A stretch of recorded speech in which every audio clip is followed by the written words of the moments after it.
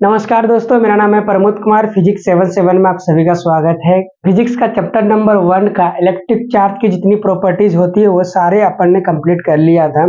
अभी अपन लोग थोड़ी सी और जानकारी ले लेते हैं कि इलेक्ट्रिक चार्ज क्या क्या क्रिएट कर सकता है। बेसिकली इलेक्ट्रिक चार्ज आपका फोर्स क्रिएट करता है, उसके बारे में ओवरऑल पूरी जानकारी अपन लोग इस वीडियो में लेंगे। ठीक है, तो सबसे पहले ये नोटबुक है, ये जैक बोर्ड के लिए स्पेशल बनाया गया। इसका पीडीएफ आपको मैराथन सेशंस के बाद अपलोड कर दिया जाएगा। आपका टेलीग्राम चैनल और व्हाट्सएप चैनल, जो आपकी सुविधा है वहां से आप डाउनलोड कर सकते हो। ठीक है, तो गाइस अपन लोग बात कर रहे थे प्रीवियस वीडियो में कि इलेक्ट्रिक चार्ज का इफेक्ट क्या क्या होता है। तो इलेक्ट्रॉन और इलेक्ट्रॉन के बीच में जो इफेक्ट होता है वो सेम टाइप होता है, बिल्कुल उसके जैसा जैसे प्रोटॉन और प्रोटॉन टाइप का होता है। वो इफेक्ट बेसिकली है क्या चीज, वो फोर्स है। ठीक है, वही फोर्स को आज अपन लोगों को स्टडी करना है। तो टाइटल अपन लोग डालेंगे आज इलेक्ट्रिक फोर्स या तो इलेक्ट्रोस्टैटिक फोर्स। ठीक है, तो अपन लोगों का टाइटल ये हो जाएगा इलेक्ट्रिक फोर्स और इलेक्ट्रोस्टैटिक फोर्स। इलेक्ट्रोस्टैटिक फोर्स, तो पहले नंबर पे सवाल ये आता है गाइस कि इलेक्ट्रोस्टैटिक या इलेक्ट्रिक फोर्स है क्या। तो यहाँ पे अपन लोग पहले नंबर पे लिखेंगे it is force exert on charge particles only.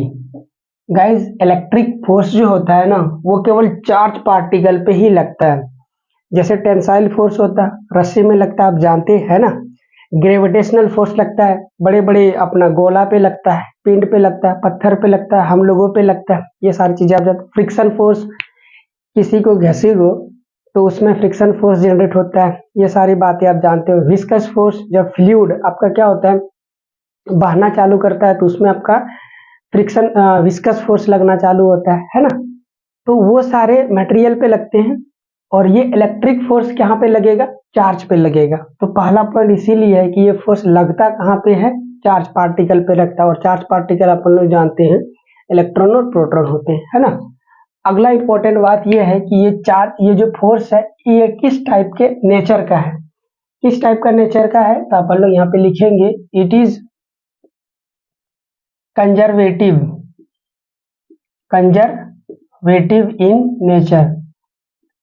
Guys अपने 11th में पढ़ा होगा कि कंजर्वेटिव फोर्स और आपका नॉन कंजर्वेटिव फोर्स क्या होता है। नहीं पढ़े हो तो अभी जान लो आप। एक्चुअली ना जब अपन लोग फोर्स किसी चीज पे लगाते हैं तो अपना एनर्जी उस पर ट्रांसफर करने की कोशिश करते हैं। सपोज करो आप, ये पूरा एक डब्बा है, इस डब्बा को आप ठेलते हुए क्या कर रहे हो, ऐसे बना देता हूँ फोटो, आप समझ जाओगे। गाइज इस डब्बा को आप क्या कर रहे हो, ठेलते हुए आगे लेके जा रहे हो। तो फोर्स लगा रहे हो आप किधर की ओर, आगे की ओर।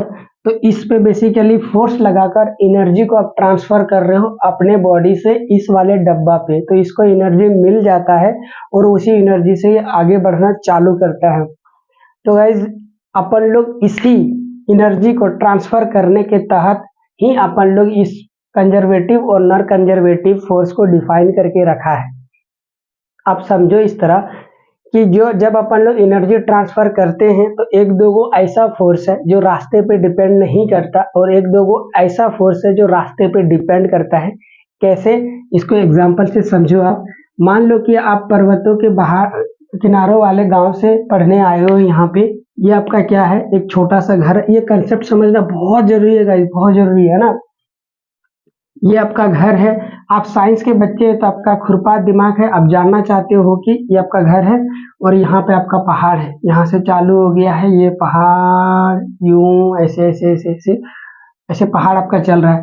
अब आप साइंस के बच्चे हो तो आप जानना चाहते हो इस बोरे में आपने क्या किया, इसमें आपने बालू भर के रखा और एक छोटा सा पत्थर आपने इतना बड़ा उठाया, उस पत्थर को यहाँ से आपने इसको ड्रॉप किया। जैसे पत्थर को यहाँ से ड्रॉप करोगे तो बालू के अंदर इतना धस गया। आपने क्या किया, दोबारा पत्थर को और ऊपर उठाया, ऊपर से छोड़ा तो थोड़ा सा और ज्यादा धंस गया। इस बाल्टी में मान लो बालू है तो उसमें धंसता जा रहा है। जितना ऊपर आप उठा रहे हो और वहां से ड्रॉप कर रहे हो इस पत्थर को, तो उतना ज्यादा गहराई तक धंस के जा रहा है। अच्छा, इसका मतलब अपने को एक लॉजिक पकड़ में आ रहा है कि पत्थर का ना जितना हाइट पे लेके जाऊंगा उतना ज्यादा अंदर तक धंसेगा। अच्छा, समझ में आ गया। तो खुरपात दिमाग साइंस के बच्चे, उसने बोला ये पहाड़ वाली जो चोटी है ना, इस चोटी से मैं इस पत्थर को नीचे गिराऊंगा। तो उसके पास दो ऑप्शन है लड़के के पास। अब देखो, एक तो क्या करेगा, यहाँ से यहाँ सीढ़ी लगाएगा, सीढ़ी लगाएगा। दूसरा ऑप्शन क्या है, दूसरा ऑप्शन है कि यहाँ अपना घर के दरवाजे से पैदल इधर पहाड़ों से चढ़ते हुए यहाँ आ जाएगा। सुनते जाओ आप बस, ठीक है, पूरी कहानी आपको समझ में आ जाएगा। ये पूरा पत्थर उठा के यहाँ लाके फिर यहाँ से वो ड्रॉप कर देगा। एक तो ये तरीका है इस रास्ते से जाते हुए, ठीक है गाइज। अब आप दूसरा रास्ता ये है कि यहाँ सीढ़ियों से चढ़ते हुए यहाँ पहुंच जाए और पत्थर को ड्रॉप कर दे। गाइज, सवाल ये है आपसे कि आप बताओ बंदा किसमें सबसे ज्यादा थकेगा।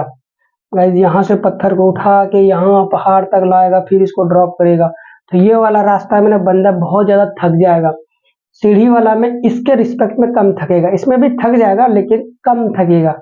लेकिन गुस्सा तो बंदा को तब आएगा जब वो यहाँ से पत्थर को ड्रॉप किया ना, उतना ही अंदर धसा जितना अंदर इधर से वो रास्ते को सफर करते हुए आके पत्थर को छोड़ा था। बिल्कुल उतने ही अंदर धसा जितना वो सीढ़ी से चढ़ते हुए जाकर पत्थर को ड्रॉप किया था। बंदा को गुस्सा आ गया। गुस्सा इस बात से आया क्योंकि वो पैदल जब चला ना, उसका एनर्जी बहुत ज्यादा खत्म हो गया, वो बहुत ज्यादा उसका एनर्जी लॉस हो गया। तो उसके दिमाग में ये चल रहा था कि मैं यदि ज्यादा काम करूंगा, है ना, ज्यादा यहाँ से यहाँ दूरियां तय करते हुए आ जाऊंगा, ज्यादा काम करूंगा तो मैं ज्यादा थक जाऊंगा, तो ज्यादा एनर्जी गया कहाँ, इस पत्थर पे जा रहा होगा। वो उसका एजप्शन है, उस बंदे का ऐसा एजप्शन है, मानना है उसका। और सही में आप थकते हो किस लिए, जब आप काम करते हो, है ना, लॉजिक ये है, किसी चीज पे फोर्स लगाते हो तो बहुत ज्यादा थक गया, तो उसका मानना ये था कि ये वाला एक पत्थर पे ना बहुत ज्यादा एनर्जी आ गया होगा। अब ज्यादा एनर्जी आ गया है तो ज्यादा अंदर तक धंसना चाहिए। अब क्योंकि ऐसा तो हो नहीं रहा है, अब सीढ़ी से जब चढ़ के गया और पत्थर को फिर ड्रॉप किया, सीढ़ी से चढ़ते वक्त उसका कम एनर्जी खत्म हुआ, ज्यादा थका नहीं, हल्का है ना, फट से ना चढ़ गया ऊपर, उतने हाइट को कवर कर लिया धाए से। अब यहाँ से पत्थर को यहाँ ड्रॉप किया जैसे, उतना ही हाइट तक अंदर गया। इसका मतलब उसको गुस्सा तो आया, साथ में लॉजिक भी समझ में आया कि इस पत्थर पे एनर्जी का होना, मेरा एनर्जी सप्लाई करना ही जिम्मेवार नहीं है, इस पे एनर्जी होने का कोई और जिम्मेवार है। तो उस चीज को वो खोजने लगा। तो गाइज, अभी आप जानते हो धरती क्या होता है, एक ताकत लगाती है। धरती किसी भी चीज को अपने ओर खींचने का काम करता है। धरती किसी चीज को खींचने का काम जिस तरीके से करती है, उस तरीके वाले फोर्स को अपन लोग बोलते हैं ग्रेविटी फोर्स। ठीक है, क्या बोलते हैं उसे, ग्रेविटी फोर्स। और फोर्स अपन लोग निकालना जानते हैं 11 से। फोर्स बराबर फॉर्मूला होता है मास इंटू एक्सेलरेशन। मान लो ये पत्थर जो है यहाँ पे ये 2 kg का है, ठीक है, कितना kg का, 2 kg का है। इसको तो अपन लोग रखेंगे 2, और एक्सेलरेशन आप कहाँ से लाएं गाइज, अपन लोगों को याद कराया जाता है, ये थियोरेटिकली प्रूव है कि धरती अपने और किसी भी चीज को कितना एक्सेलरेशन से खींचती है, g एक्सेलरेशन से खींचती है। उस g का मान आपको याद है ना, ग्रेविटेशनल है एक्सेलरेशन। इसीलिए क्योंकि ये धरती द्वारा लगाया गया फोर्स है, तो इसे अपन लोग लिखेंगे Fg, मतलब ग्रेविटेशनल फोर्स। तो ये हो जाएगा m इंटू जी, जी का मान हो जाएगा, ये हो गया आपका g, ठीक है। और मान इसका कितना केजी लिए, 2, तो ये हो जाएगा 2 इंटू जी। जी का मान अपन लोग जानते हैं गाइस 10 लेते हैं अपन लोग, है ना, 10 न्यूटन पर मीटर स्क्वायर। तो ये हो गया Fg। तो बंदे को पता चल गया, एक तो इस पत्थर पे मैं काम कर रहा हूँ, दूसरा कौन काम कर रहा है, ये धरती माता। धरती किसी भी चीज को अपने ओर खींच रही है, कितना ताकत लगाकर, ये वाली ताकत लगाकर 2g का मैग्नीट्यूड का ताकत लगाकर इस पत्थर को खींच रहा होगा, खींच रही होगी, मतलब धरती माँ अपनी ओर। ये बात समझ में आ गया आपको गाइस। अपन लोग जानते हैं किसी भी चीज पे यदि अपन लोग फोर्स लगाते हैं ना, तो जो लगाने वाला बंदा होता है उसकी एनर्जी खत्म होती है और जिस पे लग रहा है उस पे एनर्जी ट्रांसफर होता है। मान लो गाइज अपन क्या कर रहे हो, जनरेटर को घुमा के बिजली बना रहे हो, आप इलेक्ट्रिसिटी बना रहे हो, तो फ्यूल खत्म तो होता है, इधर फ्यूल खत्म हुआ उधर आपका इलेक्ट्रिसिटी बन रहा है, तो ये वाला एनर्जी एक साइड खत्म हो रहा है, दूसरा वाला एनर्जी आपका क्या हो रहा है, क्रिएट हो रहा है, मतलब क्रिएट नहीं इसको बोल सकते हैं, ट्रांसफर हो रहा है। तो धरती माँ क्या कर रही है, इस बॉल के ऊपर देखो ताकत लगा रही है अपनी ओर खींचने का, और हम भी एक फोर्स लगा रहे हैं इसको ऊपर की ओर खींचने का।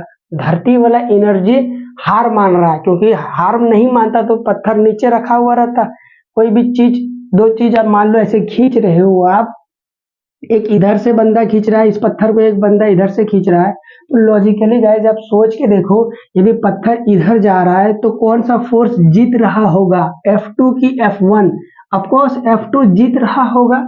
इसका ये मतलब थोड़े हुआ कि F1 फोर्स लगाना बंद कर दिया, F1 अभी भी फोर्स लगा रहा है गाइज, लेकिन F2 का फोर्स बहुत ज्यादा है तो घसीटता हुआ आगे जा रहा है, फोर्स लगा रहा है अपने ओर लेकिन ज्यादा ताकत है ना, इसीलिए घसीटता हुआ उधर जा रहा है। ठीक है, समझ में आ रहा है?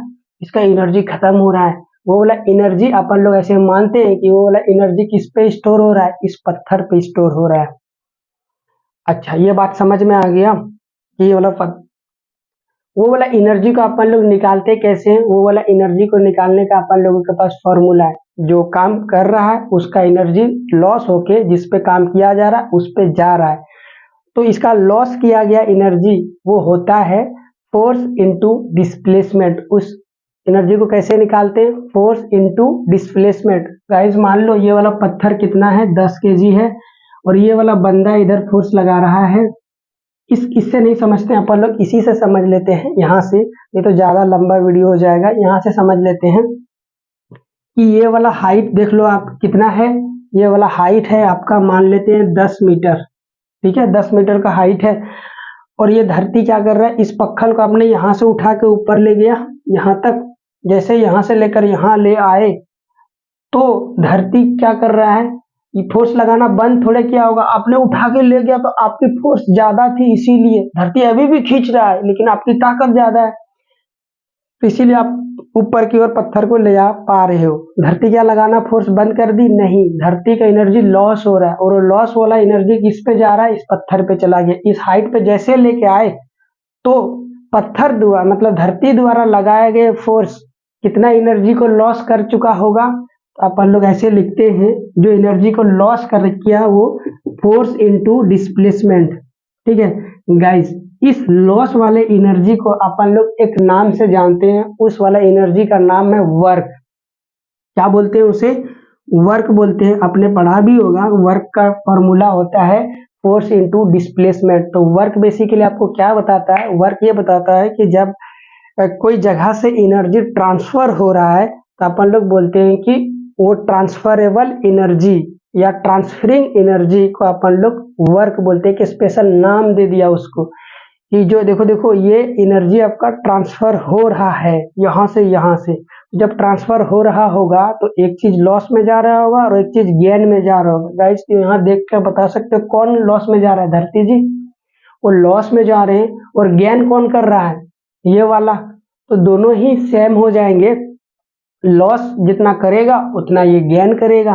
तो गाइस तो अपन लोग वही चीज को यहाँ पे देखे हैं, धरती माँ अपना फोर्स लगा रही है F, जिसका मान अभी अपन लोग निकाले हैं 2G, और कितना डिस्प्लेसमेंट तक इसको लेके गए, इधर 10 तक लेके गए, तो ये हो गया 10 दूना 20, और G का मान गाइस अपन लोग ले लेते हैं 10, ये इधर लिखा था ना मिटा दिया, तो G का मान यदि 10 ले लेते हैं तो अपन का हो जाएगा 200 जूल।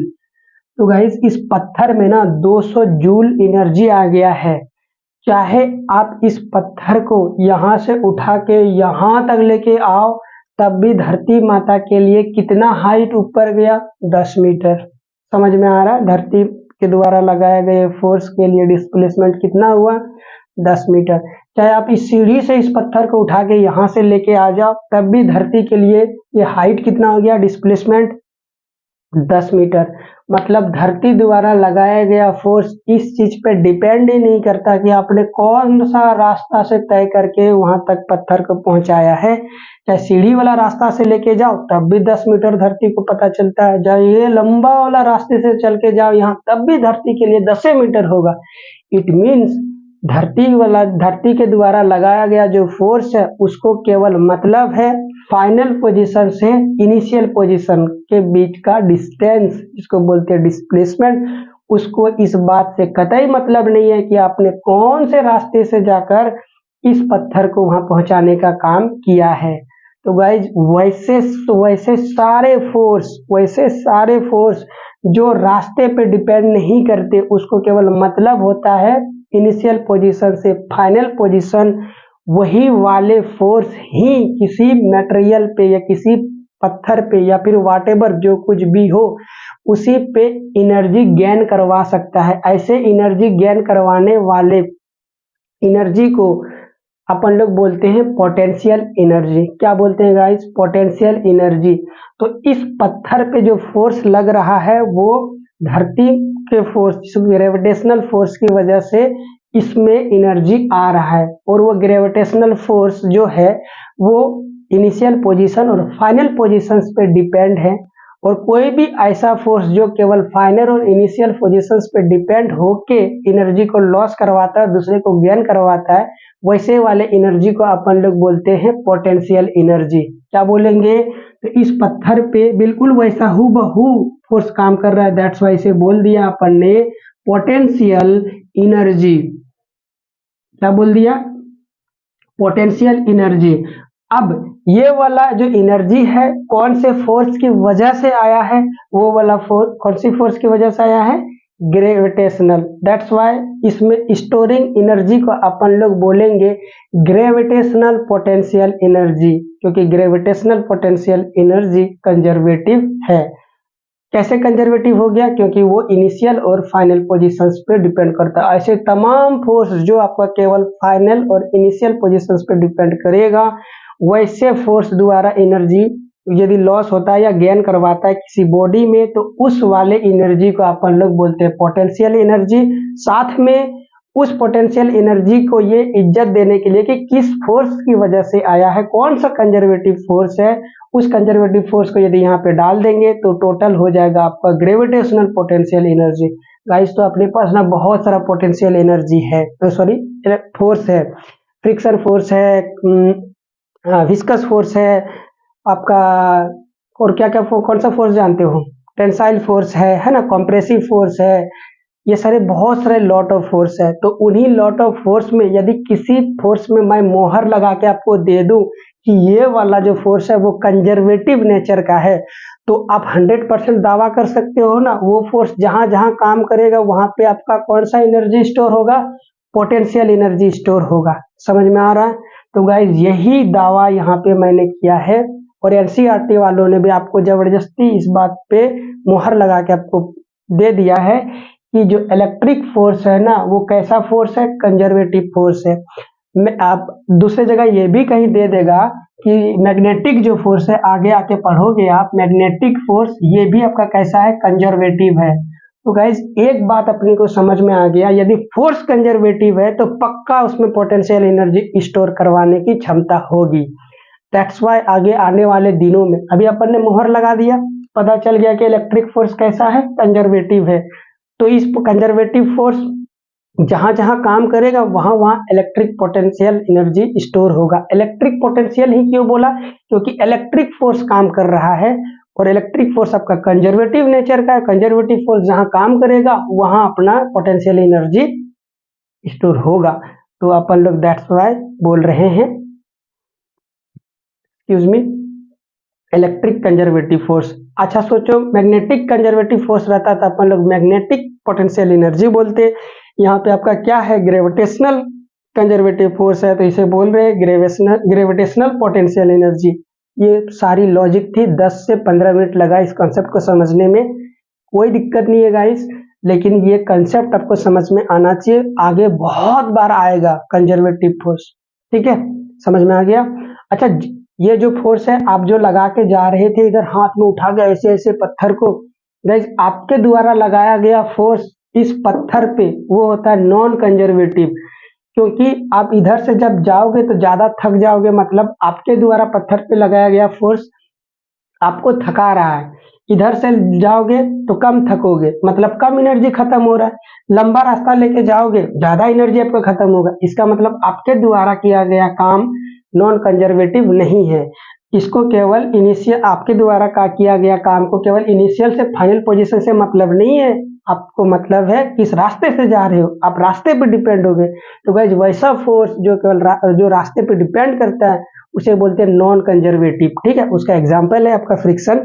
तो ज्यादा आप डिटेल्स नहीं जाएंगे, नहीं तो आप बोर हो जाओगे। क्या आपको कंजर्वेटिव फोर्स पता चला?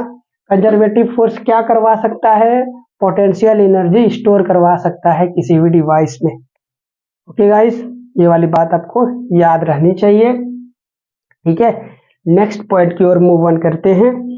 इलेक्ट्रिक जो फोर्स है ना वो आपका attractive as well as repulsive भी होती है, ये वाला आप पहले भी जानते हैं, इसको लिख लेते हैं। Electric force repulsive as well आज आपको नोट डाउन ये सब करने की कोई नीड नहीं है, इसका पीडीएफ आपको प्रोवाइड कर दिया जाएगा मैराथन सेशन के बाद, है ना। Electric force repulsive as well as repulsive के बाद अट्रैक्टिव हो जाएगा। अट्रैक्टिव वैसे पॉजिटिव और निगेटिव क्या करेगा, एक दूसरे को अट्रैक्ट करेगा, है ना। और आपका पॉजिटिव चार्ज क्या करेगा, एक दूसरे को रिपेल करेगा। ये उल्टा लिख दिया क्या? एक दूसरे को अट्रैक्ट करेगा, ये रिपेल करेगा। निगेटिव चार्ज रहेगा तो एक दूसरे को रिपेल करेगा, ये आप जानते हो बखूबी, है ना। गाइस अपने को और एक चीज जानना है जो बेहद जरूरी है, 2 मार्क्स का ऑब्जेक्टिव क्वेश्चन में वो पूछ सकता, ऑब्जेक्टिव नहीं सब्जेक्टिव क्वेश्चन में पूछ सकता है। ये जो होता है ना, एक टर्म आता है प्रिंसिपल ऑफ सुपरपोजिशन, वो क्या चीज होता है उसको आगे समझेंगे, लेकिन उस रूल को ना ये इलेक्ट्रिक फोर्स फॉलो करता है। अभी आप याद कर लो बस, अभी 10 मिनट के बाद वो आएगा अभी एग्जैक्टली। तो इसे अपन लोग लिख लेते हैं। इलेक्ट्रिक जो फोर्स है आपका electric force follows principal of superposition को फॉलो करता है कौन? Electric force. इलेक्ट्रिक जो फोर्स होता है वो सेंट्रल होता है। इसका क्या, ये ज्यादा इंपॉर्टेंट नहीं है, इसको रहने देते या जान ही देते, जब मुंह से निकला है तो समझ ही लो। इलेक्ट्रिक फोर्स जो होता है वो इलेक्ट्रिक फोर्स इज सेंट्रल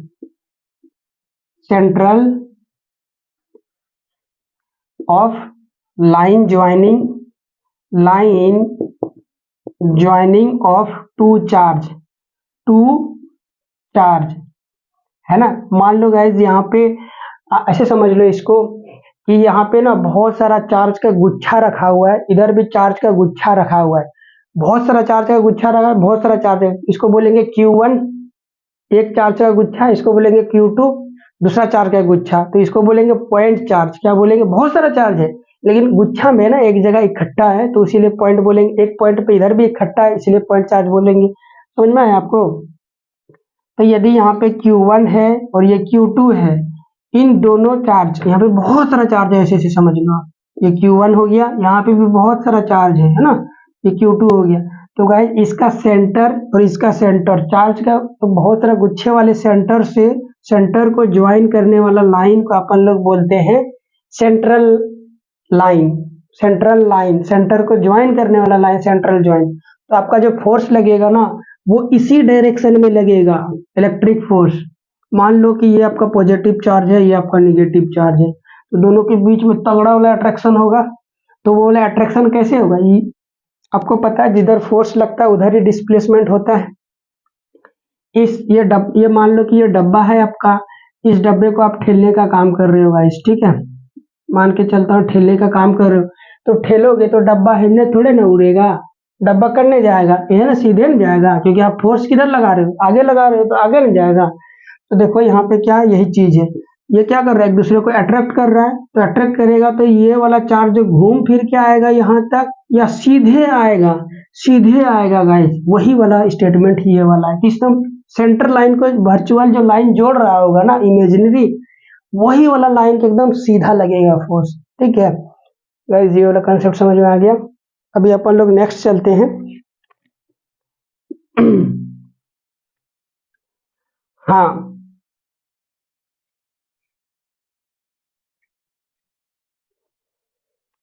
चलो ये वाली बात समझ में आ गई। अब इधर चलते हैं गाइस, ये तो पता चल गया कि इलेक्ट्रिक फोर्स का बिहेवियर कैसा कैसा होता है। अभी अपन लोग जानना चाहते हैं कि आखिर ये इलेक्ट्रिक फोर्स का मैग्नीट्यूड कितना होगा। गाइस आप किसी भी फोर्स का, नॉर्मल मैकेनिकल फोर्स का तो मैग्नीट्यूड निकालना जानते हैं, F equal to M A. Spring force का भी मैग्नीट्यूड निकालना जानते हैं, F equal to minus K X, है ना। ये सारी छोटी छोटी, अब ग्रेविटेशनल, चलो ज्यादा डीप में नहीं जाएंगे। इधर देख लो आप, ग्रेविटेशनल इनर फोर्स भी जानते हैं, ग्रेविटी फोर्स बता ही देता हूँ। ग्रेविटी फोर्स का फॉर्मूला क्या होता है, के m1 m2, के की जगह g लिख दो, m1 m2 अपन दोनों के बीच का डिस्टेंस का स्क्वायर, है ना। तमाम प्रकार के जितने फोर्स हैं अपन लोग उसका मैग्नीट्यूड निकालना जानते हैं गाइस। चार्ज का एक गुच्छा यहाँ पे है, चार्ज का गुच्छा, तो इसे अपन लोग पॉइंट चार्ज बोलेंगे। पॉइंट चार्ज एगो यहाँ है, पॉइंट चार्ज एगो यहाँ है। अब इन दोनों के बीच में फोर्स तो लगेगा, इतनी तो पक्का है, बट कितना मैग्नीट्यूड से लगेगा ये कैसे पता करेंगे, उसको बताने के लिए हमारे पास एक लॉ है, एक नियम है। हमें एक्स्ट्रा दिमाग नहीं लगाना है, बस उसी लॉ के अकॉर्डिंग चलते जाना है और हमें पता चल जाएगा कि कितना फोर्स लगेगा। वो वाला, उस वाले लॉ को बोलते हैं कूलम्स लॉ, और कूलम साहब ने दिया था। तो किसी दो चार्ज पे कितना मैग्नीट्यूड लग रहा है वो कैसे पता करते हैं, magnitude, magnitude of electric force, electric force is calculated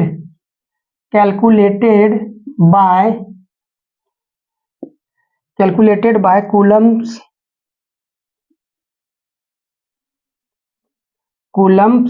law. किसके द्वारा कैलकुलेट करते हैं गाइस, कूलम्स लॉ के द्वारा मैग्नीट्यूड को कैलकुलेट करते हैं। ठीक है, तो अभी अपन लोग सीखेंगे कि कूलम्स लॉ क्या है और कैसे काम करता है।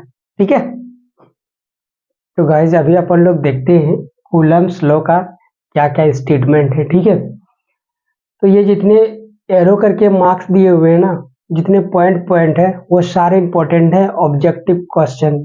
ठीक है, सबसे पहले आपका क्वेश्चंस क्या आएगा, क्वेश्चंस ऐसे लिखा हुआ आ जाएगा, what is Coulomb's law, drive its expression, ऐसे करके क्वेश्चन, लॉन्ग क्वेश्चन में पूछ सकता है आपसे, इस बात को ध्यान रखिएगा। तो कूलम्स लॉ टाइटल है, ऐसे बोल के आपका क्वेश्चन पूछा जा सकता है। तो देखते हैं, सबसे पहले इसके दायरे की बात कर लेते हैं। कूलम्स लॉ हम लोग कहाँ कहाँ अप्लाई कर सकते हैं, ओनली फॉर पॉइंट चार्ज। आपका ऑब्जेक्टिव क्वेश्चन में आएगा गाइस कि कूलम्स लॉ किस में अप्लाई होता है, डिस्ट्रीब्यूटेड चार्ज में, पॉइंट चार्ज में, स्लो मूविंग चार्ज में, घूमता हुआ चार्ज में, बहुत सारा ऐसा ऑप्शन दिया हुआ रहेगा। अपन लोग लिखेंगे point charge. Coulomb's law first of all point charge के लिए वैलिड है। ठीक है, दूसरा important point, valid only for stationary. Stationary मतलब रुका हुआ पॉइंट रहना चाहिए। चलता फिरता यदि पॉइंट है, चलता फिरता यदि चार्ज है, तो उस समय अपन लोग कूलम्स लॉ लगाकर इलेक्ट्रिक फोर्स नहीं निकाल सकते हैं। इसका मतलब ये नहीं कि इलेक्ट्रिक फोर्स अपन लोग नहीं निकाल सकते, इलेक्ट्रिक फोर्स चलता फिरता चार्ज के लिए भी निकाल सकते हैं, बट उसका अनदर फार्मूला है। कूलम सर जो बोलते हैं वो ये है कि चार्ज आपका रुका हुआ होना चाहिए, या बहुत धीरे धीरे धीरे धीरे चल रहा होगा, स्लो मूविंग चार्ज है, तब भी अपन लोग निकाल सकते हैं। तो ये वाला ऑप्शंस तो आपको बहुत कम देखने को मिलेगा, ये वाला डायरेक्टली देखने को मिल जाएगा कि स्टेशनरी चार्ज के लिए वैलिड होता है कूलम्स लॉ। ये दो बाउंड्री आपको पता चल गया। अब स्टेटमेंट ऑफ कूलम क्या बोलते हैं वो देखो गाइज। अपन लोग जानते हैं कि जिन दो चीजों के बीच में फोर्स लगना है ना, उनको दूर रहना पड़ेगा, दूरियां बढ़ाओगे तभी उन दोनों पे फोर्स लगेगा। ये नेचुरल है, हर कोई जानता है। ठीक है, जितना ज्यादा दूरियां उतना ज्यादा रिश्तेदारी में प्यार मोहब्बत देखने को मिलता है, ऐसे भी आप समझ सकते हो, है ना। आप सोचो दो चार्ज को बिल्कुल पास लेके आ गए, मैग्नेट यहाँ है, एगो एगो मैग्नेट यहाँ पे है। दूर है तो आपको पता चलेगा ना फोर्स लग रहा है, बिल्कुल पास आ गया तो आपको पता नहीं चलेगा, चिपक गया एक दूसरे से तो पता नहीं चलेगा कि दोनों के बीच में फोर्स लग रहा है नहीं लग रहा है। तो गाइस कूलम्ब सर अपनी बातों को ध्यान में बताने से पहले वो बोले कि मान लेते हैं कि दो चार्ज आपका कहाँ पे है, आर डिस्टेंस पे सेपरेट है, और ये जो पॉइंट चार्ज है उसमें एक गो चार्ज नहीं, मतलब बहुत सारा चार्ज का गुच्छा है जिसको अपन लोग पॉइंट चार्ज बोल रहे हैं। इधर दूसरा पॉइंट चार्ज है, दोनों कितने डिस्टेंस से सेपरेटेड है, मतलब अलग अलग है कितने दूरी से, आर दूरी से। यदि ऐसा सिस्टम है, इसको पूरा सिस्टम बोल सकते हैं, तब उनका स्टेटमेंट इस प्रकार है, magnitude of electric force between two point charge होगा, यहाँ पे पॉइंट चार्ज छूट गया, कोई बात नहीं, आपका जो पीडीएफ दिया जाएगा उसमें पॉइंट चार्ज मेंशन होगा।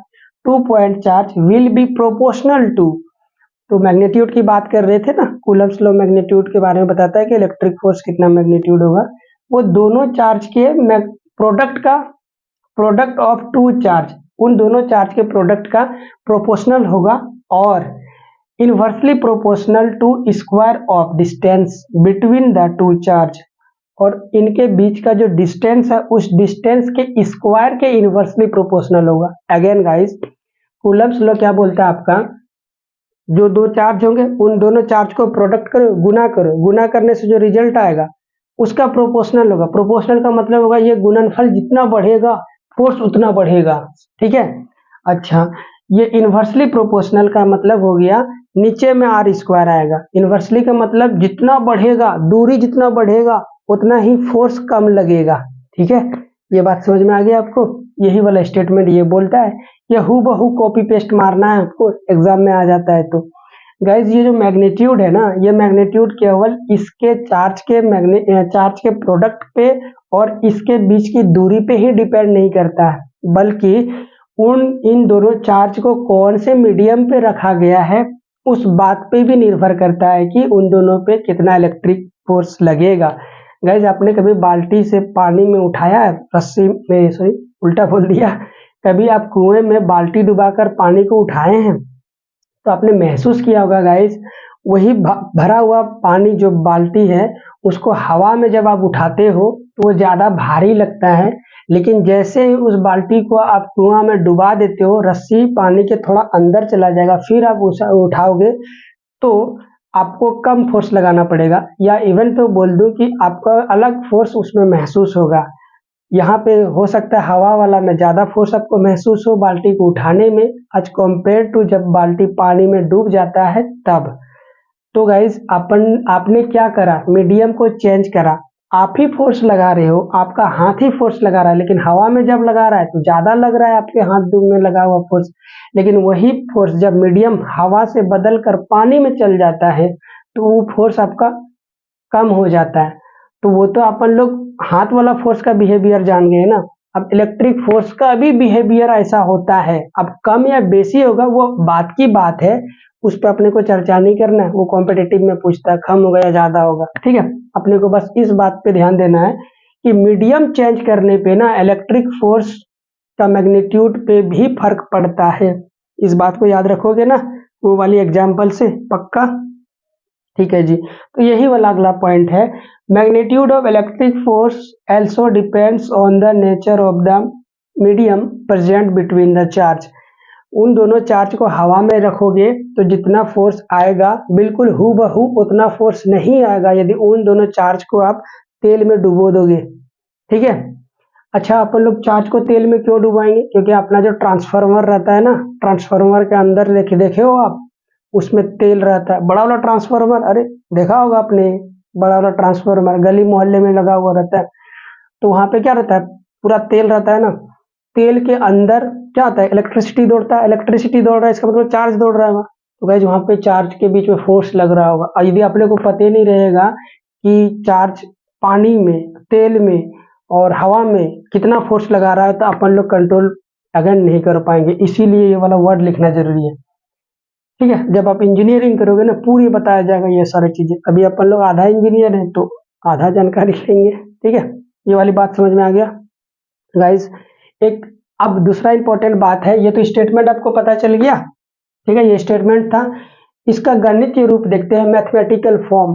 हर साइंटिस्ट का जो स्टेटमेंट होता है उसका दो फॉर्मेट होता है। एक फॉर्मेट होता है इस तरह शब्दों में, दूसरा फॉर्मेट होगा उसको निकालने के लिए तरीका, जिसको बोलते हैं मैथमेटिकल फॉर्म। जैसे काइनेटिक एनर्जी तो आप जानते हो क्या होता है, लेकिन उसको निकालने के लिए मैथमेटिकल फॉर्म है हाफ एम वी स्क्वायर। उसी तरह जितने साइंटिस्ट अभी आप पढ़ोगे ना, सारे का एक स्टेटमेंट होगा, साथ में मैथमेटिकल फॉर्म होगा। दोनों को पैरेलली आपको याद रखना पड़ेगा, ठीक है, बोर्ड एग्जाम में अच्छे नंबर लाने के लिए।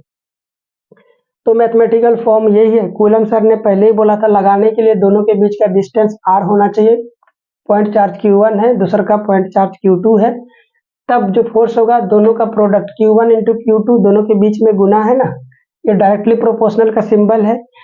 तो ये आपका इन्वर्सली प्रोपोर्शनल का सिंबल है 1/r²। ये गणित का तरीके हैं, ठीक है, इसको मैं कुछ नहीं कर सकता, ये गणित वालों का देन है।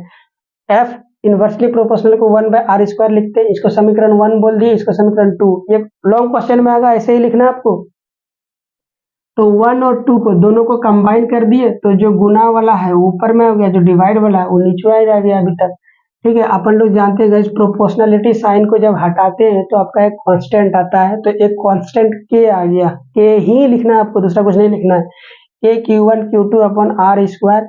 यहाँ पे के क्या, इस पे अभी आएंगे थोड़ी देर बाद। यहाँ पे के क्या है, कूलम्स कांस्टेंट। के को क्या बोलते हैं, कूलम कांस्टेंट। अब इस के के बारे में भी कभी कभी सवाल पूछता है, इससे ज्यादा सवाल ना पूछ के इससे ज्यादा सवाल पूछता है। अब वो को अच्छी से पहले देख लेते हैं गाइस, ऑल अबाउट के का सारी जानकारी अभी लेते हैं अपन लोग।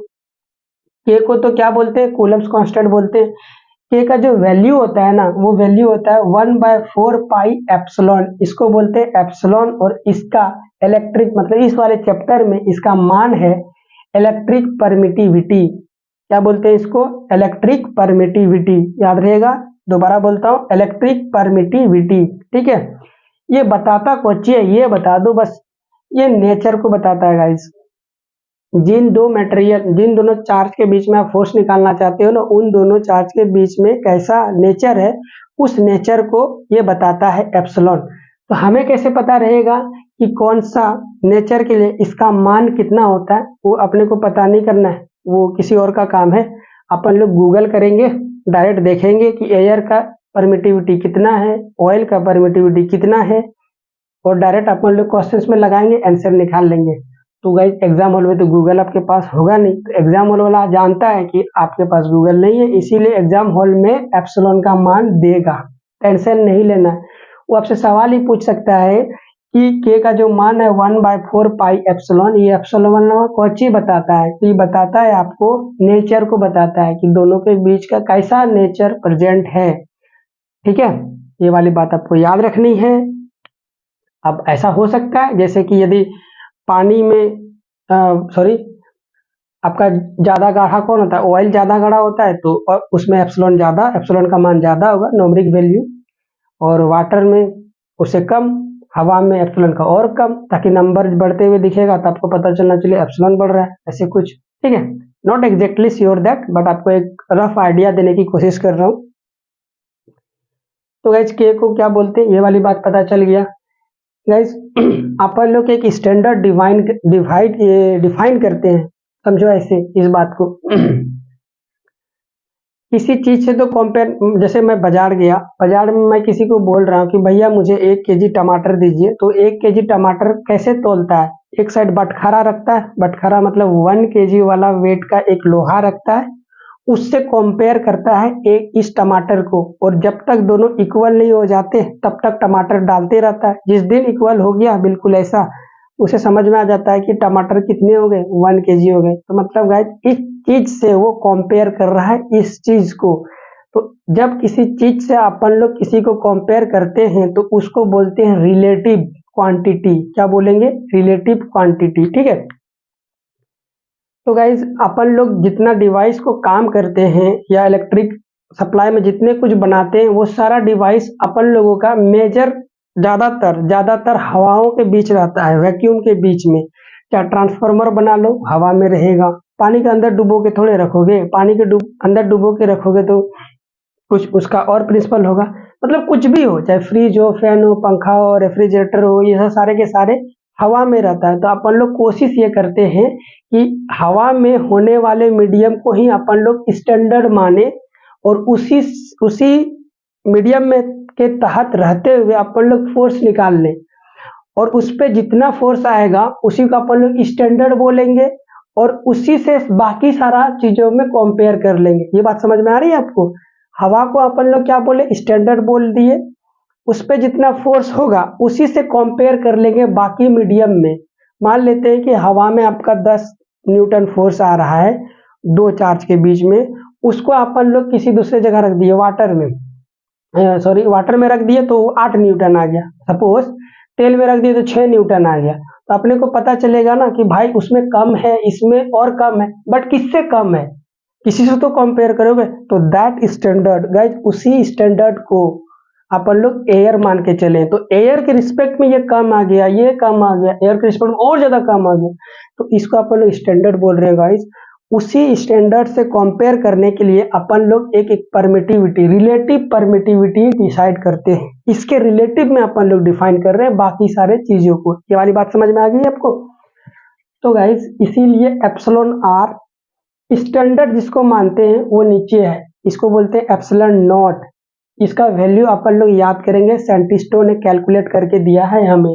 इसको बोलते हैं वैक्यूम का या एयर का परमिटिविटी, इसको एप्सिलॉन नॉट से रिप्रेजेंट करते हैं। इसका वैल्यू डायरेक्टली ऑब्जेक्टिव क्वेश्चन में पूछता है 8.85 into 10⁻⁻12। Guys most most most VVI ये वाला है आपका, ये जो इधर लिखा हुआ है ना, ये है SI unit of epsilon not या एप्सिलॉन का। एप्सिलॉन आर का कोई ऐसा यूनिट होगा? कोई ऐसा यूनिट नहीं होता है, क्योंकि ये दोनों, इसका भी जिस दिन वैल्यू लिखूंगा वो उसमें भी coulomb per Newton metre square आएगा ऊपर में।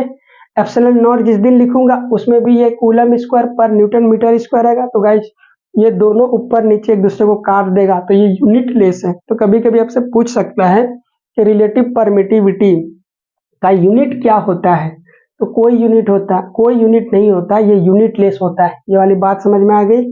एप्सिलॉन नॉट का यूनिट क्या होगा, इसको जैसे पहाड़ा याद होता है ना, बिल्कुल वैसे ही याद रहना चाहिए, 8.85 इंटू 10⁻⁻12 कूलम स्क्वायर पर न्यूटन मीटर स्क्वायर। ठीक है, ऐसे गाइज। तो अपने को ये एप्सिलॉन वाला वैल्यू देखो इधर है, ये देख रहे हो 1/4 पाई एप्सिलॉन। तो इस एप्सिलॉन का मान यदि निकालूंगा तो इस एप्सिलॉन नॉट को इधर भेजो, तो गाइस यहाँ पे भेज दिया, तो ये दोनों मल्टीप्लाई हो जाएगा, epsilon naught into epsilon R equal to epsilon. अब इसको कूलम्स लॉ में रखने पर आपका वैल्यू क्या हो जाएगा, 1/4 पाई एप्सिलॉन। ये तो के का मान था, के Q1 Q2, देखो यहाँ पे के की जगह अपन ने रख दिया ये वाला वैल्यू 1/4 पाई एप्सिलॉन, और एप्सिलॉन को हटा के हमने रख दिया epsilon naught into epsilon R. ठीक है, तो टोटल आपका जो कूलम्स लॉ बन के आ गया फाइनली वो ये आया है। इसी रिजल्ट को आपको यहाँ पे लिखना है, फोर्स Q1 Q2 अपन 4 pi epsilon naught epsilon R into R square. ठीक है, अब जो ये सारी डेटा लिखा हुआ है ना, कहाँ चला गया, ये सारे लॉन्ग क्वेश्चन में नहीं लिखना है आपको यहीं पे लाके खत्म कर देना और ये लिख देना कूलम कांस्टेंट है, और ज्यादा बहुत हद तक कोशिश करोगे तो यहाँ तक लिखोगे, इससे आगे ये रिलेटिव ये सब कुछ नहीं लिखना आपको, यहीं तक में आपको पूरे 5 नंबर मिल जाएंगे लॉन्ग क्वेश्चन में आता है। तो समझ में आ गया गाइस, कूलम्स लॉ पूरा समझ में आ गया आपको, इससे ज्यादा कुछ नहीं है। अभी अपन लोग आगे देखते हैं, और एक कंसेप्ट है, इसका स्क्रीनशॉट लोगे क्या? ले लो, काम देगा आपको, है ना। जब तक अपन लोग मैराथन नहीं करते तब तक तो काम दे ही सकता है। 1 2 3। ओके गाइस, अभी अपन लोग एक नया कंसेप्ट की ओर चलते हैं। इधर लिखे हैं कि ये प्रिंसिपल ऑफ सुपरपोजिशन को फॉलो करता है। तो प्रिंसिपल ऑफ सुपरपोजिशन क्या चीज है उस पर जरा चर्चा कर लेते हैं। इरेज कर देता हूँ इसको, है ना। गाइस, प्रिंसिपल ऑफ सुपरपोजिशन के कंसेप्ट कुछ ऐसा है कि देखो, यहाँ पे मान लेते हैं वो ना पॉजिटिव चार्ज है, ठीक है, यहाँ दूसरका वाला नेगेटिव चार्ज है। गाइस, यहाँ तीसरका वाला नेगेटिव चार्ज, इसको Q1 बोल दिए। अपन लोग जानते हैं कि पॉजिटिव चार्ज को ना, यहाँ पे प्लस लिखते हैं ज्यादा अच्छा लगेगा, पॉजिटिव चार्ज को क्या करता है, नेगेटिव चार्ज खींचेगा, आओ आओ मेरी तरफ आओ, तो ये भी खींच रहा है गाइस। ये भी निगेटिव चार्ज है, तो पॉजिटिव चार्ज को बोलेगा आओ आओ मेरी तरफ आओ, अट्रैक्ट करेगा ना भाई। तो प्रिंसिपल ऑफ सुपरपोजिशन का मतलब क्या, उसको समझना, ठीक है। प्रिंसिपल ऑफ सुपरपोजिशन ये बोलता है कि भाई ये भी इसको इधर अपने तरफ खींचेगा इस तरह, तो जितना ताकत लगा के इसको खींच रहा है ना, उतना ही ताकत हमेशा लगाएगा, चाहे ये वाला हट जाए या ये वाला फोर्स रहे। इसके होने या ना होने से इसका द्वारा लगाया गया फोर्स पे कोई फर्क नहीं पड़ेगा, उसी को बोलते हैं प्रिंसिपल ऑफ सुपरपोजिशन, ठीक है। सुपरपोजिशन गाइस, फिर यदि और एक जन आ जाता माइनस इधर 4, तो गाइस इस पे इसके द्वारा जो इस चार्ज पे लगा जा रहा है फोर्स, वो अब भी उतना ही लगता जितना इसके आने पे लग रहा है। ये रहता तब, ये नहीं होता तब भी उतना ही लगाता, ये नहीं होता तब भी उतना ही लगाता। मतलब किसी एक चार्ज द्वारा दूसरे पार्टिकल पर लगाया गया फोर्स हमेशा इंडिपेंडेंट होता है किसी अनदर चार्ज के प्रेजेंट होने पर या अब्सेंट होने पर। उससे उसके चार्ज उसके द्वारा लगाए गए फोर्स पर कोई फर्क नहीं पड़ता इसका अब्सेंडिंग और प्रेजेंट होने पर, ठीक है। इसी को बोलते हैं प्रिंसिपल ऑफ सुपरपोजिशन, ठीक है। तो वही वाला बात यहाँ पे लिखा हुआ है, अकॉर्डिंग टू प्रिंसिपल सुपरपोजिशन, लिख देते हैं इस बात को, ठीक है। अब चाहो तो नोट डाउन कर लेना, अदरवाइज पीडीएफ में तो मेंशन है ही, ठीक है। ये कहता है according to principle of superposition,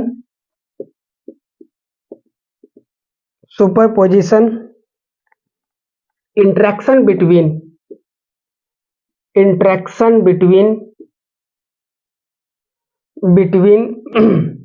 between two charge is independent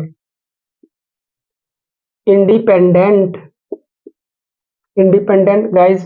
hand writing पे ध्यान मत देना क्योंकि ये ऑब्जेक्टिव, ये सारा पीडीएफ आपको मिलने वाला है, ठीक है।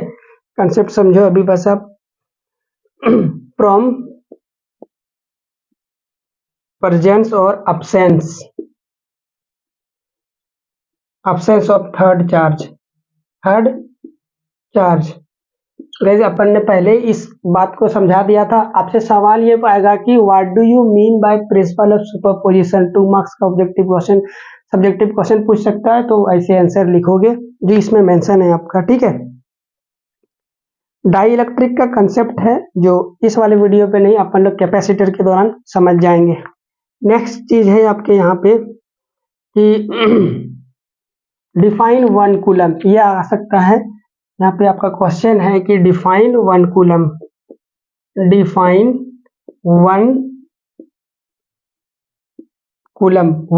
को डिफाइन करना है गाइस, ठीक है। तो इसको समझते हैं जरा सा, यहाँ पे लिख देता हूं पहले। इफ 2 इक्वल चार्जेस, पहले समझा देता हूं।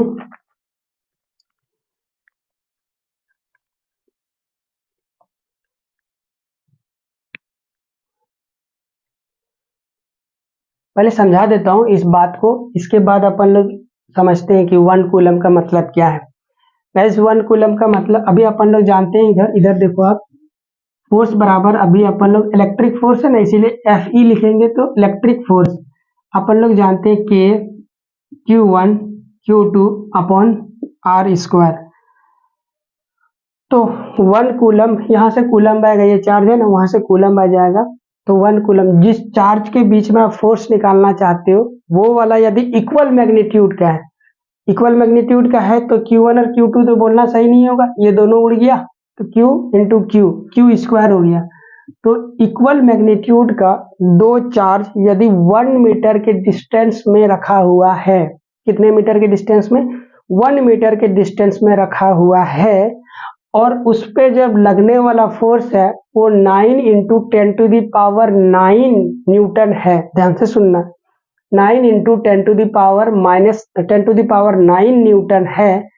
तब उस फोर्स को क्रिएट करवाने में जो चार्ज का मैग्नीट्यूड होगा उसी मैग्नीट्यूड को अपन लोग बोलेंगे 1 कूलम। कंडीशंस क्या क्या था, वो वाला चार्ज को अपन लोग 1 कूलम बोलेंगे जिसके बीच का डिस्टेंस 1 मीटर हो, और उस दोनों चार्ज की वजह से जो फोर्स उसमें क्रिएट हो रहा है वो फोर्स का मैग्नीट्यूड कितना होना चाहिए, 9 इंटू 10⁹ न्यूटन होना चाहिए। यदि इतना है तब जो अपन लोगों का ये चार्ज मिलेगा उसी को अपन लोग बोलेंगे 1 कूलम। स्टेटमेंट समझ में आ गया ना, उसी को लिख लेते हैं यहाँ पे। If two equal charge are separated by a distance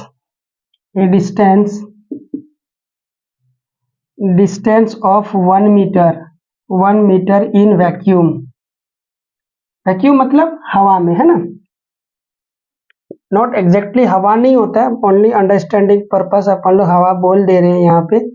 force between dam कितना फोर्स होना चाहिए, 10 into 9 Newton. then the magnitude of charge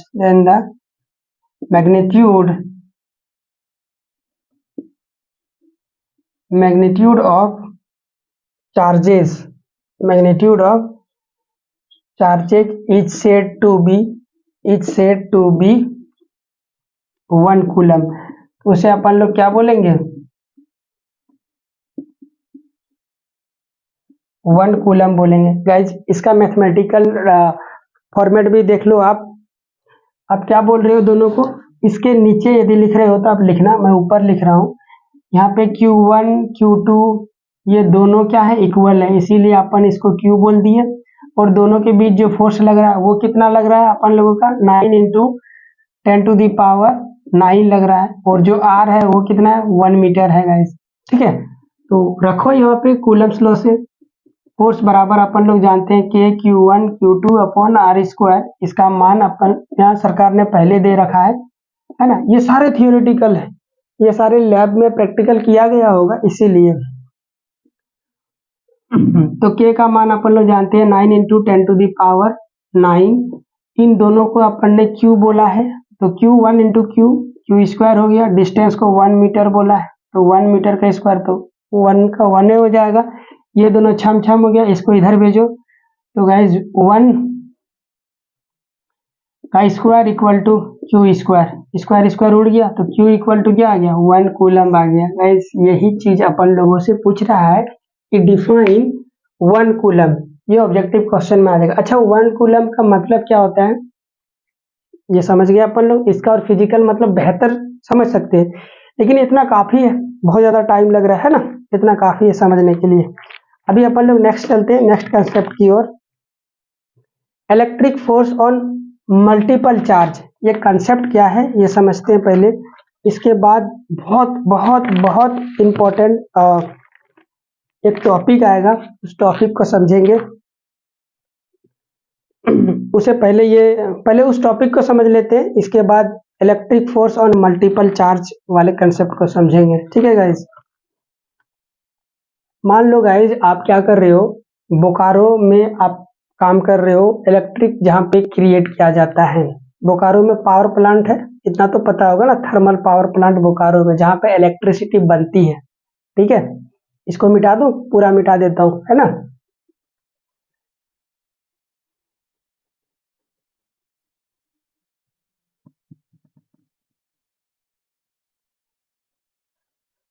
हम लोग क्या सीख रहे हैं, नए टॉपिक में एक सीख रहे हैं, continuous charge distribution. Continuous charge distribution, ठीक है गाइज। मान लो ये आपका बोकारो है, बोकारो में आपने क्या किया, बिजली बनाया। अब अपना सब कैपिटल दुमका में आप इसे लेके आ रहे हो, तो दुमका में लेके आओगे तो कैसे करोगे, यहाँ तार जोड़ोगे ना, यहाँ से यहाँ तार जोड़ोगे गाइस, है ना। तार डायरेक्ट यहाँ तक यहाँ नहीं आ जाएगा, तार जोड़ने के लिए आप बीच में पोल वगैरह भी लगाओगे, जो अपन लोग डिस्ट्रीब्यूशन सिस्टम में पढ़ेंगे। अभी बस देख लो इस तार की लंबाई कितनी है, मान लो L लंबाई है गाइस। अभी मैं जानना चाहता हूँ तो बोकारो से दुमका एग्जैक्टली कितना किलोमीटर है, गूगल करके देख लेना आप, मैं अंदाजा लगाता हूँ 275 किलोमीटर मान के चलता हूँ गाइस। बोकारो में अपन ने पावर जनरेट किया, इलेक्ट्रिसिटी, और उसको कहाँ पहुंचा रहे हैं, दुमका पहुंचा रहे हैं। तो मैं जानना चाहता हूँ कि इस तार में जो करंट जा रहा है, बेसिकली चार्ज जा रहा होगा, चार्ज के फ्लो को ही अपन लोग करंट बोलते हैं। तो मैं जानना चाहता हूँ कि इस तार से, बहुत मोटा तार होता है, इतना मोटा मोटा तार होता है, उस तार से कितना चार्ज जा रहा होगा, इस पूरे लंबा वाले तार में कितना चार्ज होगा। तो गाइज अपन लोग क्या दिन भर इस पूरे तार में 275 किलोमीटर के तार में अपन लोग जाके चार्ज को काउंटिंग करेंगे क्या, 1 2 3 ऐसे नहीं कर सकते ना। अपन लोग स्मार्ट लोग हैं तो अपन लोग दिमाग लगाएंगे। भाई ये जो पूरा तार है ना, यहाँ से यहाँ तक सेम मटेरियल का बना हुआ है, मतलब हर जगह पे जितना चार्ज का जो डेंसिटी होगा सेम होगा, यहाँ यहाँ मतलब जितना चार्ज, सेम प्रकार का पाइप है ना, पाइप मान लो, तो जितना मोटा यहाँ पे है उतना ही मोटा पाइप उधर भी होगा, तो जितना यहाँ से पास हो रहा है चार्ज उतना उधर भी देखने को मिलेगा, क्योंकि सेम प्रकार का है, कहीं लॉस भी नहीं होगा। क्योंकि ये यहाँ भी लोहा का तार है तो इधर भी, लोहा नहीं बोलते थे, अच्छा बोल लेते, एल्युमिनियम या कॉपर का तार है तो यहाँ से यहाँ तक कॉपर का तार होगा, समझ में ना। तो जितना चार्ज यहाँ जाएगा सेम जगह हर जगह जाएगा।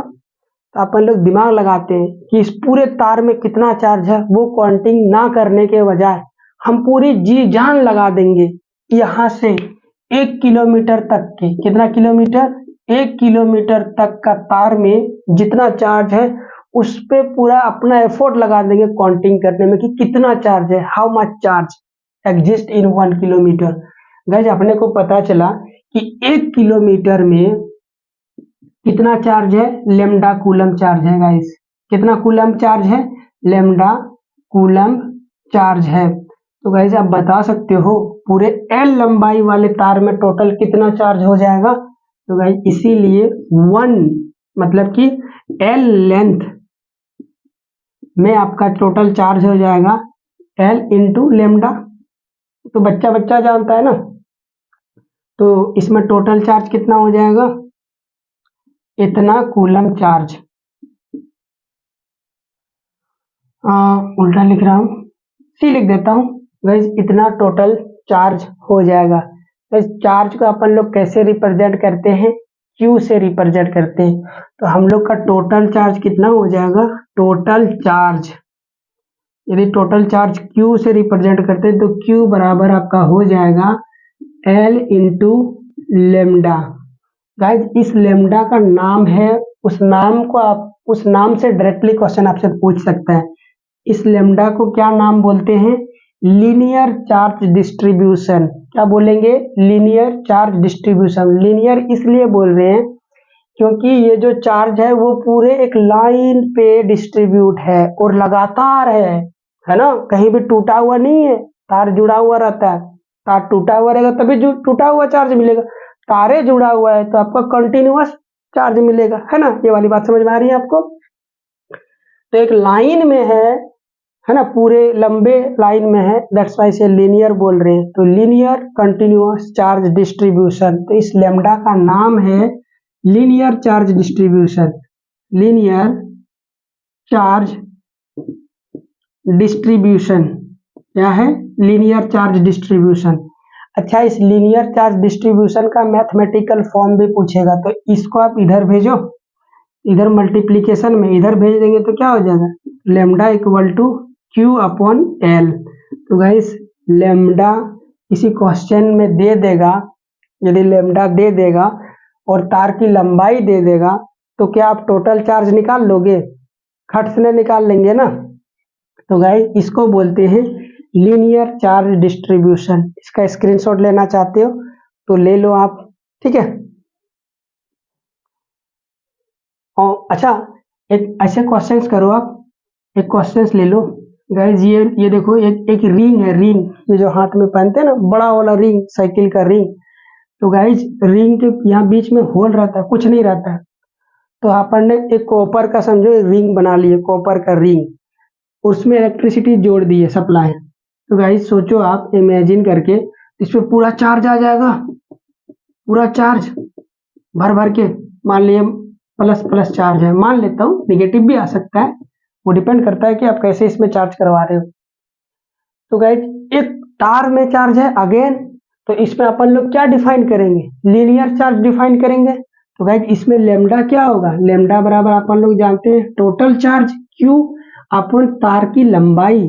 गाइज इसमें तो तार की लंबाई एल थी, गाइज इसको देख के बताओ, ये तो गोल है, गोल में तार की लंबाई को क्या बोलते हैं, सरकमफ्रेंस, हिंदी में परिधि बोलते हैं उसको। तो यहाँ पे टोटल लंबाई बराबर हो जाएगा 2 पाई आर।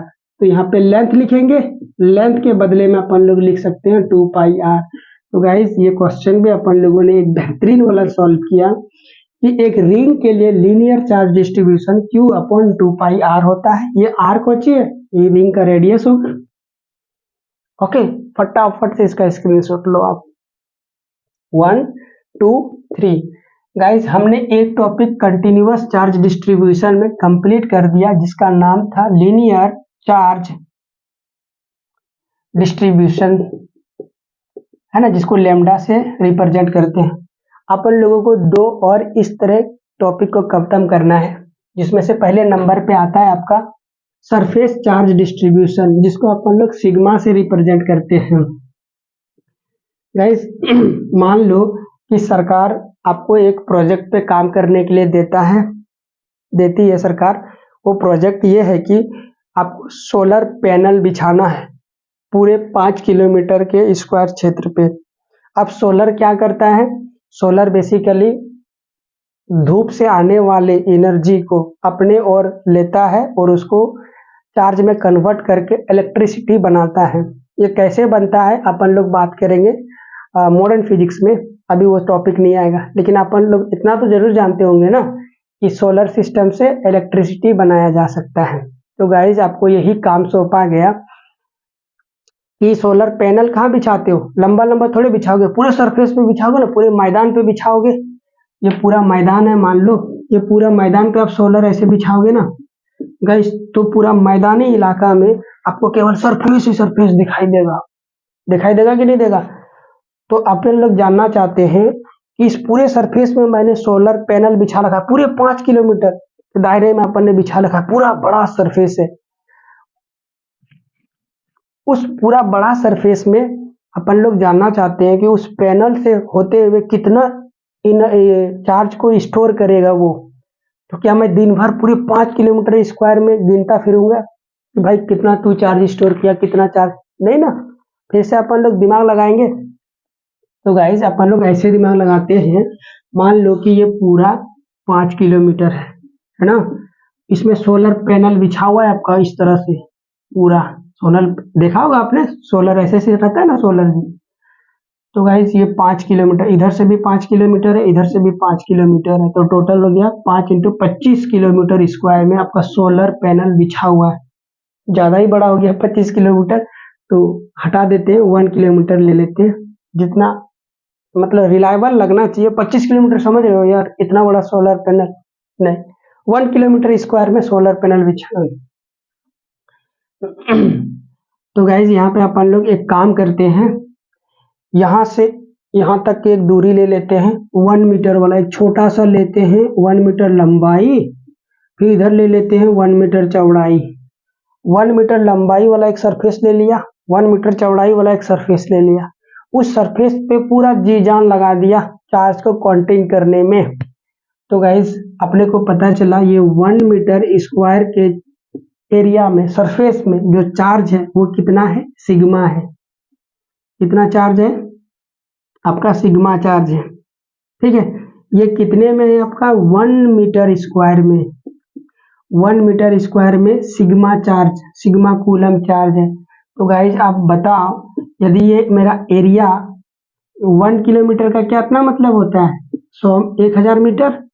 तो गाइज इसको ए मान लेते हैं और इसको भी ए मान लेते हैं, तो ए गुना ए, इसको एल मान लेते हैं, ज्यादा अच्छा लगेगा, इसको बी मान लेते हैं।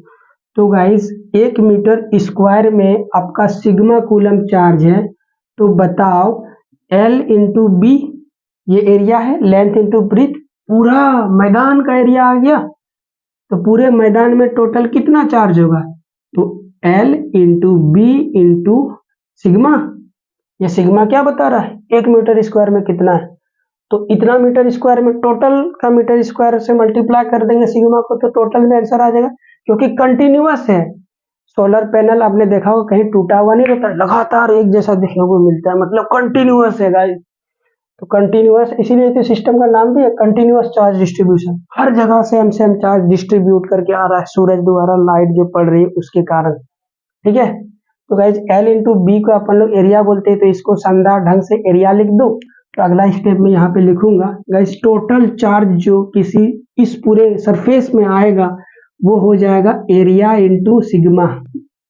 ये सिग्मा क्या है गाइज, यूनिट एरिया में कितना चार्ज है उसको बता रहा है। अब जब अपन लोग टोटल एरिया से मल्टीप्लाई कर देंगे तो टोटल चार्ज आ जाएगा गाइज। ये सिग्मा को डिफाइन करने के लिए आपसे पूछेगा, तो इसको इधर भेज दो आप, तो सिग्मा बराबर हो जाएगा क्यू टोटल अपॉन एरिया, ठीक है। तो धीरे धीरे आपकी बात समझ में आ रहा होगा।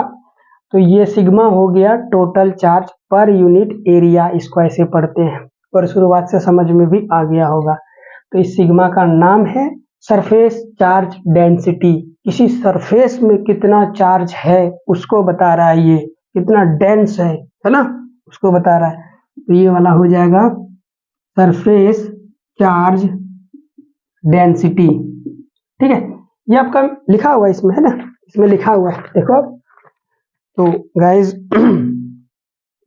मान लो एक क्वेश्चंस करते हैं, छोटे छोटे दो क्वेश्चंस कर लेते हैं। Q इक्वल टू, आपको पता करना है सिग्मा का मान निकालना है गाइज। ये एक डिस्क ले लेते हैं, डिस्क देखो ना, डीवीडी, वो वाला डिस्क ले लेते हैं। वो वाला डिस्क के ऊपर में मान लेते हैं ये एल्युमिनियम का डिस्क है, एल्युमिनियम का, इस तरह से। तो गाइज जब इसमें इलेक्ट्रिसिटी अपन लोग देंगे तो पूरा चार्ज आ जाएगा इसमें, आएगा कि नहीं आएगा। या सोलर पैनल ही मान लो, इसमें धूप पड़ेगा तो चार्ज आएगा, तो पूरे सरफेस में चार्ज आ जाएगा गाइज। तो ये पूछेगा कि इसके लिए सरफेस चार्ज डेंसिटी पता करो, तो Q तो टोटल चार्ज आया होगा, और एरिया, तो इस डिस्क का यदि रेडियस मेरा r है तो एरिया कितना हो जाएगा, पाई आर स्क्वायर, होगा कि नहीं होगा गाइज, ठीक है।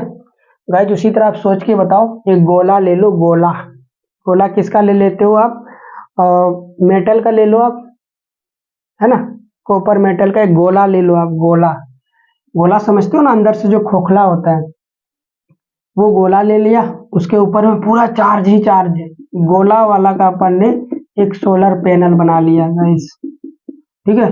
अब इसके लिए यदि सिग्मा डिफाइन करूंगा तो कैसे करूंगा, Q अपॉन इस गोला का सरफेस का एरिया कितना होता है गाइस, आप 10th से जानते होंगे क्षेत्रमिति और इंग्लिश में मेंसुरेशन वाले चैप्टर में, कि किसी स्फेयर का सरफेस एरिया होता है पाई आर स्क्वायर। गाइस ये वाला फॉर्मूला आप जानते हैं ना। तो उसी प्रकार बहुत सारा अपन लोगों के पास छोटा छोटा क्वेश्चन आएगा जो आगे सॉल्व करेंगे। अभी और एक बेहतरीन कंसेप्ट की ओर चलते हैं। एक तो लीनियर चार्ज डिस्ट्रीब्यूशन, जिसको अपन लोग लेमडा से रिप्रेजेंट करते हैं। अभी एक आ गया सरफेस चार्ज डिस्ट्रीब्यूशन, जिसको अपन लोग सिग्मा से रिप्रेजेंट करते हैं, उसका मतलब भी मैंने आपको समझा दिया। और एक है गाइस जिसको बोलते हैं वॉल्यूम चार्ज डिस्ट्रीब्यूशन, जिसको रो से रिप्रेजेंट करते हैं, ठीक है। तो इसका स्क्रीनशॉट लेना चाहते हो क्या, कंसेप्ट समझ में आ गया ना आपको। तो जैसे ही टॉपिक खत्म होगा मैराथन चालू करेंगे, ये पीडीएफ आपको मिल जाएगा, टेंशन ना लो, मैं बार बार बोल रहा हूँ। बेवकूफ समझते हो क्या सर, बार बार आप बोल रहे हैं मजाक कर रहा हूँ गाइस, आप बेवकूफ नहीं हो, बहुत होशियार हो, है ना। बस आपको ये हिदायत दे रहा हूँ कि इसे लिखने की जरूरत नहीं है, पीडीएफ आपको मिल जाएगा। चलो जी, वॉल्यूम चार्ज डिस्ट्रीब्यूशन, दूसरा नंबर में अपन ने क्या लिखा, सरफेस चार्ज डिस्ट्रीब्यूशन, जिसको सिग्मा से। तीसरे नंबर पर भी सीखने वाले हैं वॉल्यूम चार्ज डिस्ट्रीब्यूशन, अरे सिग्मा ऐसे होगा ना, जिसको अपन लोग रो से रिप्रेजेंट करेंगे। गाइस सपोज करो आपने क्या किया सोलर पैनल से चार्ज को इकट्ठा किया, सूरज से आने वाले रोशनी का इस्तेमाल करके। अब उस चार्ज को कहाँ स्टोर करके रखोगे, स्टोर करने के लिए आपके पास कोई तो डब्बा होना चाहिए, उस डब्बे को बैटरी बोलते हैं। तो बैटरी में आप क्या करोगे, चार्ज स्टोर करोगे गाइस। अब टाइम आ गया बैटरी, गाइस ये वो बैटरी है जिसपे अपन लोग चार्ज को क्या करने वाले हैं, स्टोर करने वाले हैं।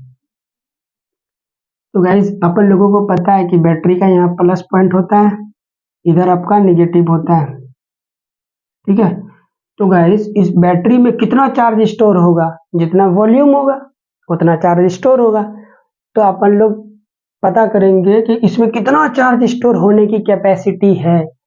तो अगेन इसमें गिनने के लिए ना लग जाए, हम लोग दिमाग इस्तेमाल करेंगे कि 1 मीटर क्यूब में, क्या बोला, 1 मीटर क्यूब में कितना चार्ज अटा होगा वो पता चल जाए तो अपन लोग टोटल वॉल्यूम से मल्टीप्लाई कर देंगे तो टोटल चार्ज मिल जाएगा अपने को।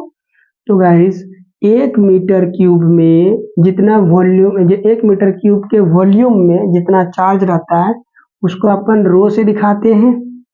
तो यदि अपन लोगों का V मीटर क्यूब वॉल्यूम का पता करना है चार्ज, तो V इंटू रो कर देंगे। मान लो गाइज ये वाला इसका लेंथ है L, ये वाला है B और ये वाला हाइट है H। तो वॉल्यूम का फॉर्मूला हो जाएगा L into B into H, ठीक है। तो टोटल चार्ज कितना हो गया V इंटू रो, तो Q बराबर हो गया V इंटू रो। गाइज इस रो का डिफिनेशन आपसे पूछेगा तो इस V को इधर भेज दो आप, तो Q अपॉन V बराबर क्या हो गया, रो हो गया। तो गाइज इसी का नाम है आपका वॉल्यूम चार्ज डेंसिटी। तो क्या बोलते हैं, वॉल्यूम मतलब पर यूनिट वॉल्यूम। रो क्या आ गया, 1 मीटर क्यूब में था, इसको मैथमेटिकल तरीके से लिखा और पढ़ने का तरीका भी समझ लो आप। चार्ज पर यूनिट वॉल्यूम को बोलते हैं वॉल्यूम चार्ज डिस्ट्रीब्यूशन। हर जगह चार्ज सेम डिस्ट्रीब्यूट है, यहाँ यहाँ यहाँ एकदम इक्विवेलेंट कंटिन्यूअसली, ठीक है। तो गाइस वीडियो आपका काफी ज्यादा लंबा हो गया है, कंसेप्ट को समझते समझते तो वीडियो को हम लोग को यहीं पे खत्म करना पड़ेगा। उससे पहले एक कंसेप्ट आपका बच जाता है, इसके बाद ये जो electric coulomb force, Coulomb's law का जितना छोटे छोटे टॉपिक है सारे खत्म हो जाएंगे, तो उसको भी खत्म कर ही डालता हूँ, है ना, चाहे वीडियो 1.5 घंटा ही क्यों ना पहुंच जाए। आ जाओ आप। तो गाइज अपन लोग सीख गए कि यदि 2 पॉइंट चार्ज के बीच में अपन लोग कूलम्ब्स लॉ को लगा सकते हैं। यदि सोचो बहुत सारा कूलम्ब्स लॉ आ गया, बहुत सारा चार्ज आ गए, तो मैदान में, मार्केट में मान लेते हैं ये आपका एक Q1 है, ये आपका Q2 है, तो दोनों के बीच में लगाने वाला चार्ज तो धाए धाए निकाल लोगे कौन फॉर्मूला से, F के Q1 Q2 upon R square. Guys market में बहुत सारा नंबर आ गए, बहुत सारे चार्ज आ गए, पॉइंट चार्ज। मान लो ये क्या आ गया, Q3 आ गया, ये क्या आ गया, Q4 आ गया। ऐसा हो सकता है, ऐसा हो सकता है ना, इसलिए तो पढ़ रहे हैं, एजम्पशन है। मान लिया आ गया, तब क्या करें, आ जाएगा तब क्या करेंगे। और ये अब ये पूछता है आपसे कंसेप्ट ऑफ मल्टीपल चार्ज, कि बहुत मल्टीपल चार्ज इसलिए बोल रहे हैं क्योंकि बहुत सारा चार्ज आ गया, 1 2 3 4, 4 चार्ज आ गए इसमें, और एक ले लेता हूँ, ये 5 हो जाएगा, 6 हो जाएगा, तब एक को मिला के, ठीक है।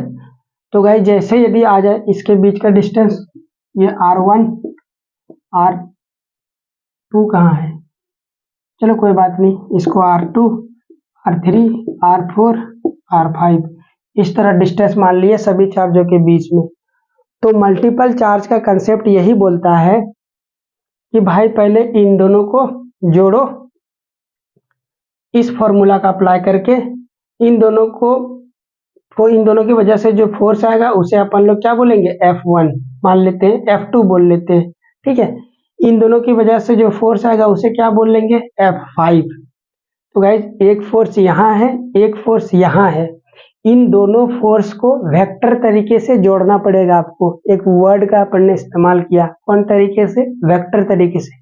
नॉर्मल नहीं जोड़ सकते, फोर्स है ना, इसीलिए वेक्टर का रूल को अपन लोगों को लगाना पड़ेगा। रूट अंडर F1 का स्क्वायर प्लस F2 का square plus 2F1 F2 cos theta, ये वाला फॉर्मूला।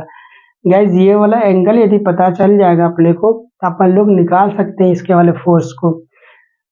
नॉमरिकल आपसे नहीं पूछेगा, बस ये कंसेप्ट पूछेगा। गाइज इन दोनों की वजह से एक रिजल्टेंट आएगा, रिजल्टेंट मान लेते हैं यहाँ आ गया, उस रिजल्टेंट का जो वैल्यू आएगा उस रिजल्टेंट को अब इसके साथ अगेन वेक्टर के साथ जोड़ो। ठीक है, अब इन दोनों की वजह से एक रिजल्टेंट मान लेते हैं इधर आ गया। गाइस इस रिजल्टेंट को इस फोर्स के साथ फिर जोड़ो, इसका फोर्स आएगा ना, कूलम्ब्स लॉ से निकाल लोगे। गाइस इधर आपका एक रिजल्टेंट आ गया मान लिया, तो गाइस फाइनल रिजल्टेंट ये और ये एक फोर्स बचा हुआ है। अब इन दोनों को जोड़ो तो इस Q1 पे फाइनल रिजल्टेंट चार्ज यही आपका फोर्स है।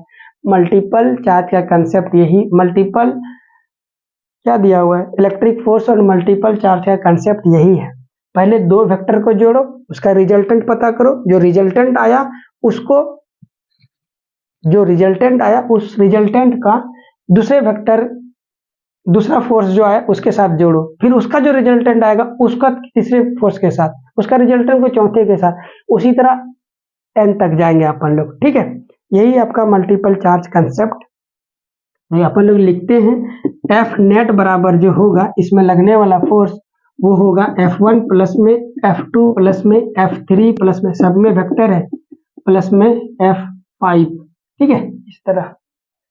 तो गाइज अपन लोगों का छोटा मोटा क्वेश्चंस छूट गया है जो लास्ट में देखेंगे, और इस तरह से हम लोगों का कूलम्ब्स लॉ का जितना बेहतरीन तरीके से कंसेप्ट को मैं आपके साथ आपको डिलीवर कर सकता था, अपना बेस्ट देने का कोशिश किया मैंने। आई होप आप इसे उतने ही होशियारी से ज्ञान कीजिएगा इसको। ठीक है, चलो जी, और बहुत छोटे छोटे क्वेश्चंस थे, बेहतरीन वाला क्वेश्चंस था, बट टाइम नहीं मिला तो अपन लोग आज सॉल्व नहीं करेंगे। नेक्स्ट वाले वीडियो में अपन लोग सॉल्व करेंगे। क्या चीज है वो बता देता हूँ आपको। सिलेबस कहाँ गया, ये मेंशन है आपका। हाँ जी, नेक्स्ट वाले वीडियो में हम लोग इलेक्ट्रिक फील्ड से चालू करेंगे और आपका डायपोल तक का सारे प्रॉब्लम को खत्म करेंगे नेक्स्ट वाले वीडियो में। इस बात को याद रखना आपको, इलेक्ट्रिक फील्ड से कंसेप्ट को चालू करेंगे, इलेक्ट्रिक डायपोल तक जाएंगे, पॉसिबल जितना होगा उतना। एक वीडियो कल को लग जाएगा। फिर आपका इसमें एक कंसेप्ट बचेगा इलेक्ट्रिक फ्लक्स का, और उसके साथ साथ गॉस लॉ का, और गॉस लॉ का एप्लीकेशन, उसको हम लोग तीसरे वीडियो में कंप्लीट करेंगे। ठीक है, तो सेशन को यहीं पे समाप्त करते हैं। गाइस आप क्या करो, अपना प्रिपरेशन को बहुत ही जबरदस्त और अच्छे ढंग से कंप्लीट करना। मिलते हैं नेक्स्ट वीडियो में। Till then goodbye, bye bye.